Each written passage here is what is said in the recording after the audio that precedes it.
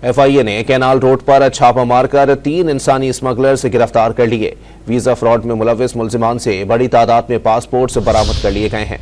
मजीद जानते हैं don news के नुमाइंदे वसीम रियाज से। वसीम, अपडेट कीजिएगा। देखिए, इंसानी स्मगलर और वीजा फ्रॉड में मुलविस अनासर के खिलाफ FIA ने कार्रवाई करते हुए 3 मुलजिमान को गिरफ्तार किया है। छापामार कार्रवाई में लाहौर के इलाका अली टाउन में वाक़िया पाक अरब टेक्निकल ट्रेड पर जो है वो की गई। गिरफ्तार मुलजिमान में अजीजुर रहमान, मोहम्मद इमरान और साजिद हुसैन जो है वो शामिल हैं।